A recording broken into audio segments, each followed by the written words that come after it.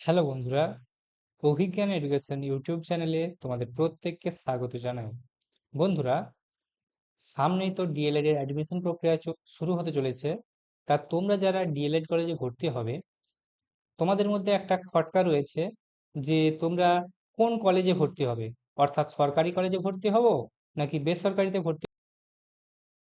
তা তোমাদের মধ্যে এই যে খটকাটা রয়েছে, তোমরা কোন কলেজে ভর্তি হবে, অর্থাৎ সরকারিতে ভর্তি হবে নাকি বেসরকারি কলেজে অ্যাডমিশন নেবে, কোনটাতে তোমাদের সুযোগ সুবিধা রয়েছে, এই সমস্ত বিষয়গুলো তোমাদের সাথে শেয়ার করব। কি কি সুবিধা রয়েছে, কি কি অসুবিধা রয়েছে। হ্যাঁ, তা ডিএলএড কোর্সের ক্ষেত্রে সরকারি কলেজে বেশ কিছু সুযোগ সুবিধা পাওয়া যায়, বেশ কিছু অসুবিধাও রয়েছে, সেটা আমি শেয়ার করব। সে সাথে সরকারি এবং বেসরকারি উভয় কলেজেরই শেয়ার করতে চলেছি। এবং ভিডিওর শেষে আমি তোমাদের জন্য বেশ কয়েকটা টিপস দেব, তোমরা যারা ডিএলএড এ ভর্তি হবে তোমাদের জন্য। তাই ভিডিওটা তোমরা প্রথম থেকে শেষ অবধি দেখো, তাহলে তোমরা পুরো বিষয়টা জানতে পারবে। আমি তোমাদের সাথে রয়েছি জয়দেব স্যার। আমি টেট 2017, 2022 এবং টেট 2023 তিনটে টেটই কোয়ালিফাইড। আমি প্রাইমারি ইন্টারভিউ দিয়েছিলাম, আমার স্কোর ছিল 10-এর মধ্যে 9.7। তো আমি আমার এই ক্ষুদ্র জ্ঞান, প্রাইমারি এডুকেশন রিলেটেড যেটুকু নলেজ আছে, আমি তোমাদের সাথে শেয়ার করতে চলেছি, যাতে করে তোমাদের একটা সঠিক পথ দেখাতে পারি। তো অনেকেই বলে যে সরকারি কলেজে ভর্তি হলে নাকি ইন্টারভিউতে বেশি নাম্বার পাওয়া যায়, অর্থাৎ সরকারি কলেজে তুমি যদি ডিএড করে থাকো তাহলে তোমার যে সার্টিফিকেট, সেই সার্টিফিকেটটা তোমার নাকি দেখালে ইন্টারভিউতে বেশি নাম্বার পাওয়া যায়।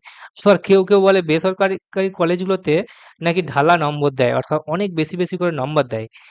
তো এই যে ব্যাপারগুলো, এই যে মিথগুলো রয়েছে, এদের আসল সত্যিটা কি, এই আসল সত্যিটা তোমাদের সাথে আমি তুলে ধরবো। কারণ আমি নিজে ডিএলএড করেছিলাম আজ থেকে 10 বছর আগে, এবং দীর্ঘ 10-11 বছর ধরে আমি প্রাইমারি এডুকেশন রিলেটেড যে ব্যাপার স্যাপারগুলো ডেলি আপডেটেড রয়েছি।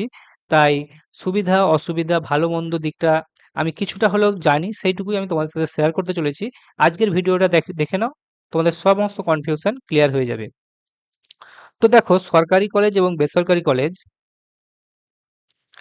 যে সুবিধা এবং অসুবিধাগুলো একদম সোজাসুজি আমি আলোচনা করব, যাতে করে তোমরা এই ভিডিও শেষে একটা ডিসিশন নিতে পারো।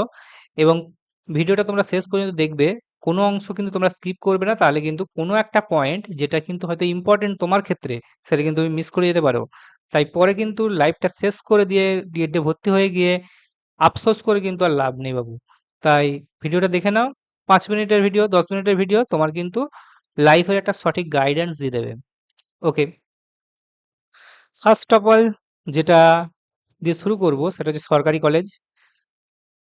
তা দেখো, সরকারি কলেজ মানে যেগুলোতে গভর্নমেন্ট কলেজ, এগুলোকে ডায়েট কলেজে বলা হয়, ডিস্ট্রিক্ট ইনস্টিটিউট এডুকেশনাল ট্রেনিং। তো এদের ক্ষেত্রে যে সুবিধা এবং অসুবিধা, অর্থাৎ অ্যাডভান্টেজ এবং ডিসঅ্যাডভান্টেজগুলো রয়েছে, সেই প্রোজ অ্যান্ড কনস, সুবিধা এবং অসুবিধা দুটোই আমি আলোচনা করব, যাতে করে তুমি বুঝতে পারো যে ডিএড কলেজে ভর্তি হলে তুমি কী কী সুবিধা পাবে এবং তোমাকে কতখানি তুমি অসুবিধারও সম্মুখীন হতে চলেছো, যদিও সুবিধার পরিমাণটাই বেশি।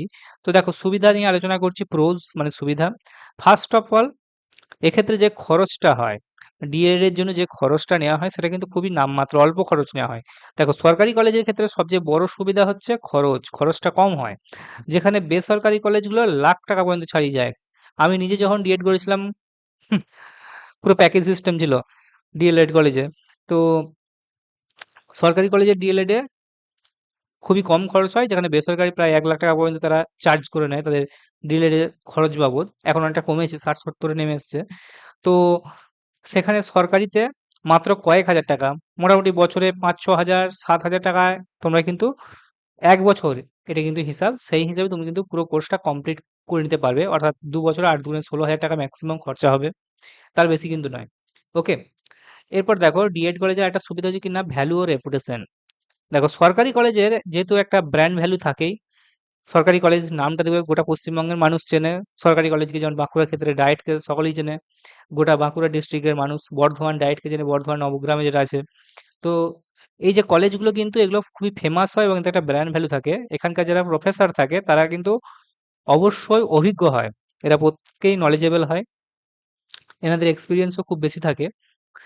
তাই এই যে এনাদের কাছ থেকে তোমরা সোজাসুজি শেখার সুযোগ পাবে, এটা তোমাদের একটা সৌভাগ্য বলা যেতে পারে, অর্থাৎ সুবিধার মধ্যে পড়ে। তোমরা এই সুবিধাটা পাবে যদি সরকারি কলেজে তোমরা ভর্তি হও। এরপর হচ্ছে প্রফেশনাল ট্রেনিং।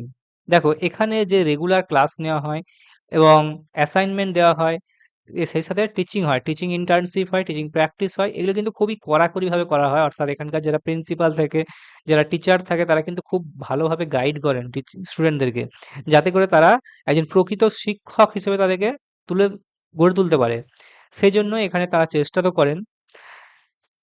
সেই সাথে এখানে ব্যাপার হচ্ছে, এখানে কিন্তু অধিকাংশ যে হোস্টেল রয়েছে, মানে খুব গোটা কয়েক সরকারি ডিএলএড কলেজ ব্যতীত মানে ছাড়া বাকি বেশিরভাগ কিন্তু ডিএলএড কলেজগুলো হচ্ছে আবাসিক। এখানে গিয়ে তোমাদেরকে হোস্টেলে থাকতে হয়।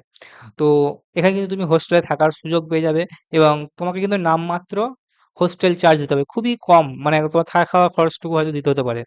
এতটুকুই তোমাদেরকে খরচের মধ্যে তোমরা কিন্তু এই জিনিসগুলো পেয়ে যাচ্ছ। তো এগুলো বলা যেতে পারে সুবিধা সরকারি কলেজের ক্ষেত্রে। এরপর আসছি সরকারি কলেজের ক্ষেত্রে অসুবিধা।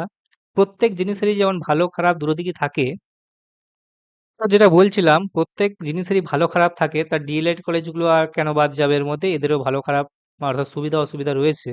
এর দেখো এদের ক্ষেত্রে অসুবিধাগুলো কি রয়েছে ডিএলএড কলেজের? এক্ষেত্রে কিন্তু নম্বর পাওয়াটা একটু লড়াইয়ের মধ্যে পড়ে, একটু টাফ। কারণ এনাদের যে খুব ভালো পড়াশোনা না করলে কিন্তু খুব বেশি নাম্বার তোমরা তুলতে পারবে না সরকারি কলেজে। সরকারি কলেজে যে ইন্টারনাল মার্কস এবং প্র্যাকটিক্যালের যে নাম্বার, এগুলো কিন্তু খুব হিসাব করে দেওয়া হয়। অর্থাৎ তুমি যেমন পারফর্ম করবে সেই অনুযায়ী কিন্তু তুমি নাম্বার পাবে। অর্থাৎ তোমার যতটুকু পাওয়ার, মানে তোমার ক্ষমতা রয়েছে, তুমি যতটুকু পড়াশোনা করেছো, যতটুকু তুমি মার্কস তুলেছো, সেই মার্কস তুমি পাবে। তাই এখানে কিন্তু অতিরিক্ত নাম্বার বা যে উড়ো নাম্বার যেগুলোকে বলা হয়, সেই উড়ো নাম্বার পাওয়ার কিন্তু এখানে সুযোগ খুবই কম সরকারি কলেজে। এটা তুমি একটা অসুবিধার মধ্যে ধরতে পারো। এবং এখানে হচ্ছে কঠোর নিয়মানুবর্তিতা, যেমনটা তোমাকে বললাম, এখানে কিন্তু তোমাকে ফার্স্ট অফ অল তোমাকে হোস্টেলে থাকতে হবে। সেকেন্ডলি তোমার কিন্তু ডেইলি অ্যাটেন্ডেন্স, তোমাকে এখানে বছরে কিন্তু 75% তোমার অ্যাটেন্ডেন্সটা মাস্ট। তোমার কিন্তু 75% হাজির তোমার থাকতেই হবে, নাহলে কিন্তু তোমার গার্জেন কল করা হবে। তোমাকে পরীক্ষায় বসতে দেওয়া হবে না। এই ধরনের ব্যাপারগুলো বলা হয় এবং গার্জেন এলে কিছুটা ম্যানেজ করে নেওয়া হয়, মানে রিকোয়েস্ট করে। তো ব্যাপারটা হচ্ছে কিন্তু কঠোর নিয়মকানুন রয়েছে। এখানে কিন্তু রেগুলার ক্লাস হয়। ক্লাস ফাঁকি দেওয়ার কিন্তু কোনো জায়গা নেই। তুমি যেহেতু হোস্টেলে থাকছো, তুমি এমন নয় যে কলেজ বাঙ্ক করে তুমি পার্কে গিয়ে বসে থাকবে, সেই সুযোগ কিন্তু হবে না।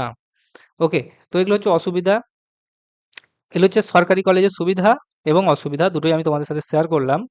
এরপর আসছি বেসরকারি কলেজের সুবিধা এবং অসুবিধা, যাতে করে তোমরা দুটোর মধ্যে কম্পেয়ার করতে পারো।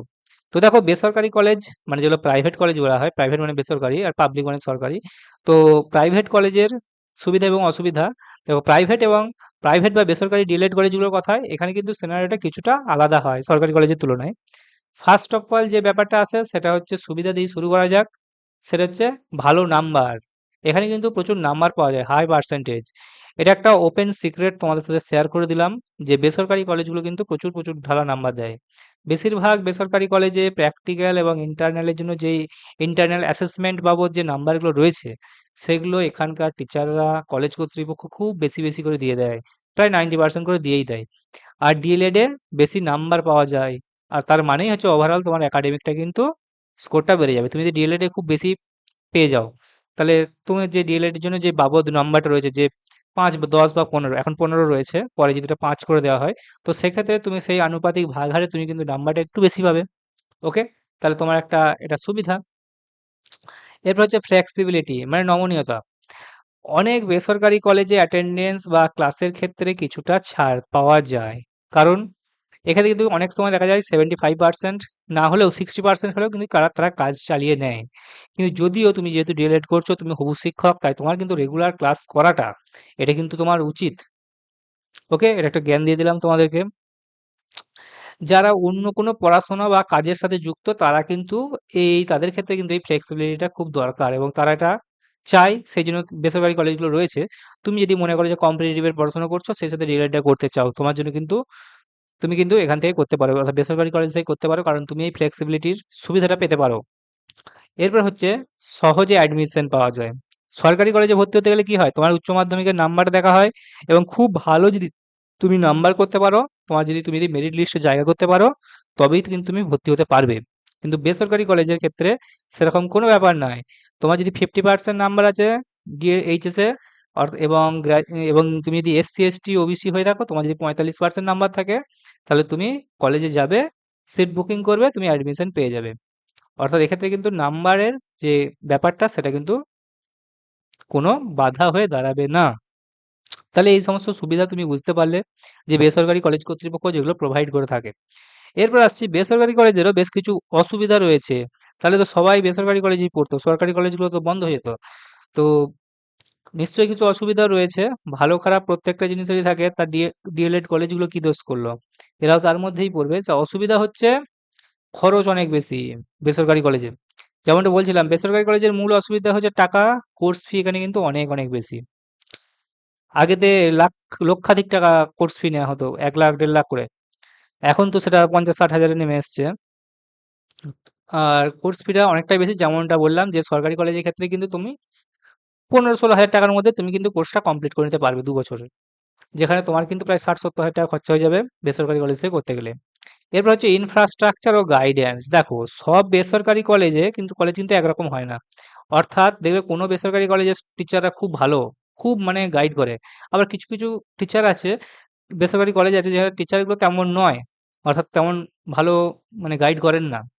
কিছু, কিছু কলেজে ভালো ল্যাব এবং অভিজ্ঞ টিচার থাকে, শিক্ষক থাকে তারা খুব ভালোভাবে গাইড করে এবং কিছু, কিছু কলেজের ক্ষেত্রে তেমনভাবে অভিজ্ঞ টিচার থাকে না। যার ফলে কি হয় সঠিকভাবে তারা গাইডেন্সও ছেলেমেয়েরা পায় না অর্থাৎ স্টুডেন্টরা পায় না। এটা হচ্ছে একটা ইনফ্রাস্ট্রাকচার এবং গাইডেন্স সংক্রান্ত একটা কিন্তু প্রবলেম বেসরকারি কলেজগুলোর ক্ষেত্রে কিন্তু রয়েছে। কারণ অধিকাংশ মানে বেসরকারি কলেজ মানে কি যে সমস্ত টিচাররা রয়েছে সবাই হচ্ছে কন্ট্রাকচুয়াল। কেউ কিন্তু পার্মানেন্ট সরকার থেকে নিয়োজিত হয় না। এনাদের পারফরম্যান্সের উপর এনাদেরকে বেতন দেওয়া হয় বেসরকারি কলেজে এবং ডেইলি বেসিসে তারা যটা ক্লাস করেন তার বেসিসে তাদেরকে ফিজ রয়েছে তাদের স্যালারি রয়েছে।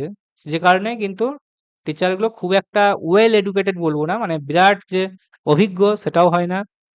তবে কিছু, কিছু কলেজ আছে আমি দেখেছি বেসরকারি কলেজ আমি যে বেসরকারি কলেজ থেকে ডিএলএড করেছিলাম আজকে ১০ বছর আগে, সেখানকার টিচাররা যথেষ্ট ভালো ছিল এবং সেইজন্যই আমি ফার্স্ট অ্যাটেম্পটে আমি টেট কোয়ালিফাই করি।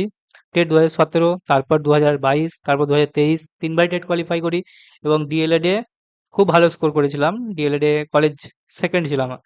তো ওখানকার টিচাররা কিন্তু যথেষ্ট ভালো ছিল। ওরকম টিচার না পেলে সত্যি কথা বলতে আমি ডিএলএড অত ভালো করে শিখতে পারতাম না। ডিএলএড এর ব্যাপার-স্যাপারগুলো। তাই সেটা কিন্তু বেসরকারি কলেজ ছিল।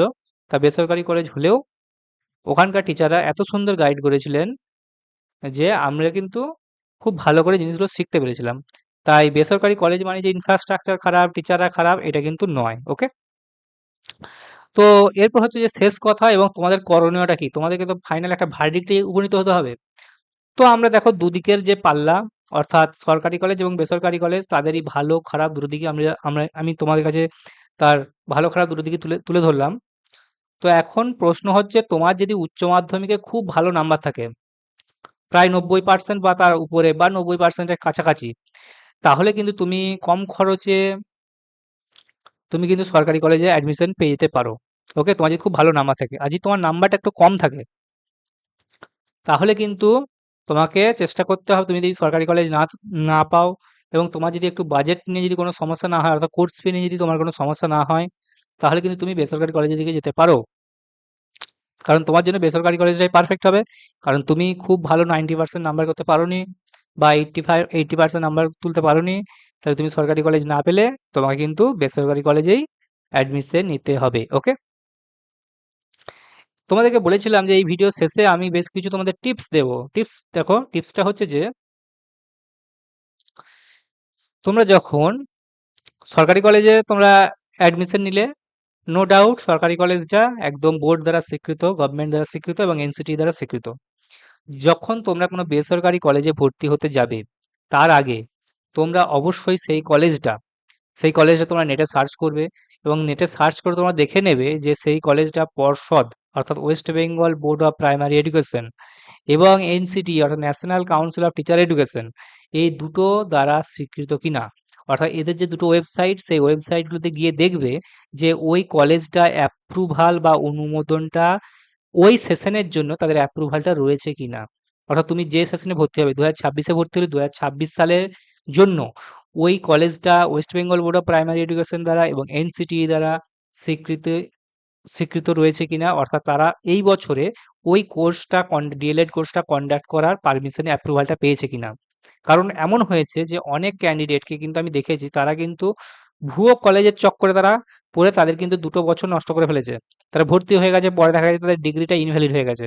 তাহলে তাদের টাকাও গেল, সময়ও গেল, তাদের জীবনটাই অনেকটা, জীবনের মূল্যবান সময়টা তারা নষ্ট করে ফেললো। তাই কখনোই ভুয়ো কলেজের চক্করে পড়বে না।